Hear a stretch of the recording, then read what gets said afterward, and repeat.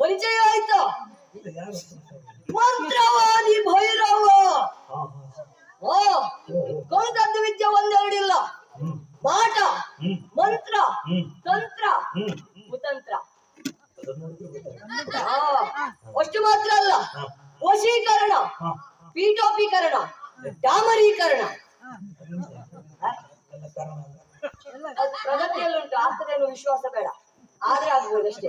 ಇಷ್ಟನ್ನೆಲ್ಲ ಕರಗತ ಮಾಡಿಸಿಕೊಂಡವ ನಾನು. ಹೌದು ಸ್ವಾಮಿ, ಎಂದಿನಂತೆ ಬಂದು ಸೇರಿದ್ದೇನೆ. ಯಾಗವನ್ನ ಮಾಡಬೇಕು, ತಪಸ್ಸನ್ನ ಮಾಡಬೇಕು. ಆ ಕಡೆ ಕುಳಿತೇನೆ.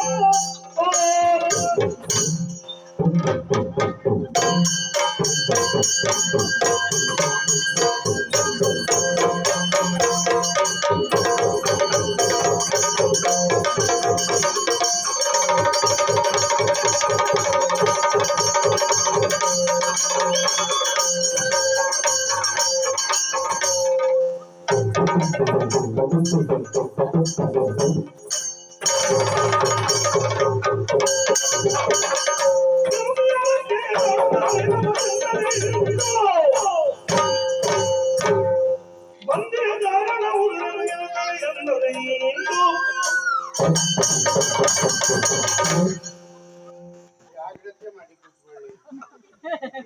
ಎಲ್ಲಿಯಾದ್ರೂ ಆಸನ ಹಿಂದಾಗಿ ಮುಂದೆ ಬಿದ್ದರೆ ಮತ್ತೆ 4 ದಿವಸ ಈ ಬಾಜಿ ಭಾಗ ನಮಸ್ಕಾರ.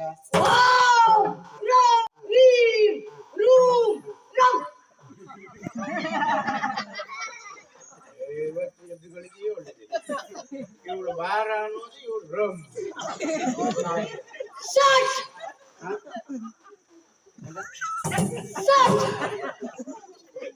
ಎಂತದೋ ಕೇಳ್ತಾರೆ.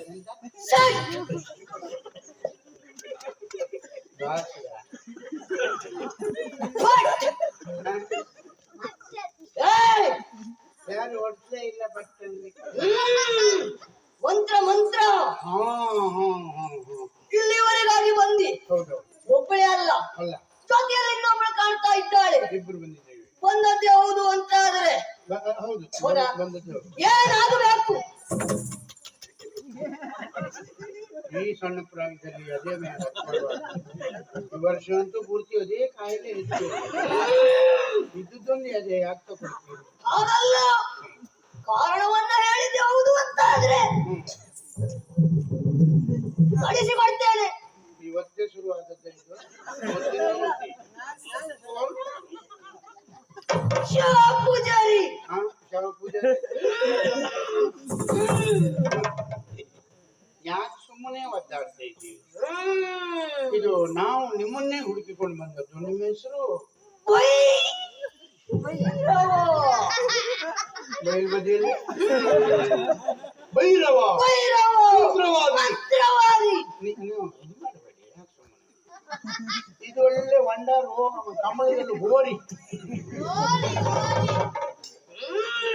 ಸ್ವಾಮಿ, ಭೈರವ ಮಂತ್ರವಾದಿಗಳಿದ್ದಾರೆ ಅಂತ ನಾನು ಕೇಳಿದ್ದೆ. ನಿಮ್ಮನ್ನೇ ಹುಡುಕಿಕೊಂಡು ಬಂದದ್ದು ನಾನು. ನೀವು ಅಂತಿಂತವರಲ್ಲ. ನಿಮ್ಮ ಪರಾಕ್ರಮ ಅಂದ್ರೆ ಮಂತ್ರಶಕ್ತಿ ಎಂಥದ್ದು ಎನ್ನುವುದು ಜನ ಆಡಿಕೊಳ್ತಾ ಇದ್ದಾರೆ. ನೀವು ಹಸಿ ಕಟ್ಟಿಗೆಯಲ್ಲಿ ಹೊಗೆ ಎಬ್ಬಿಸ್ತೀರಂತೆ. ಸಮುದ್ರದಲ್ಲಿ ಉಪ್ಪು ನೀರು ತೋರಿಸ್ತೀರ ಹೆಚ್ಚೇನು ಮನಸ್ಸು ಮಾಡಿದ್ರೆ ಇನ್ನು ಸ್ವಲ್ಪ ಹೊತ್ತಿನಲ್ಲಿ ಇಲ್ಲೂ ಯಾರೂ ಇಲ್ಲಿದ್ದಾಗ ಯಾವಾಗ ಈಗಲೇ ಈಗಲೇ ಅವರೆಲ್ಲ ಹೋದು ನೀವೇ ಹೋಗಿ ಈಗ ಬೇಡ. ಸೂರ್ಯ ಚಂದ್ರರನ್ನ ಒಂದೇ ಹಂಡೆ ಒಳಗೆ ಹಾಕಿ ಗಡ ಗಡ ಗಡ ಗಡ ಗಡ ಸೂರ್ಯ ಚಂದ್ರ ಒಂದೇ ಅಂಡೆ ಒಳಗೆ ಹಾಕಿ ಗಡತ್ತು ಮಾಡುವಾಗ 2-3 ಸೂರ್ಯ ಬೀಳುವುದು ಅಂತ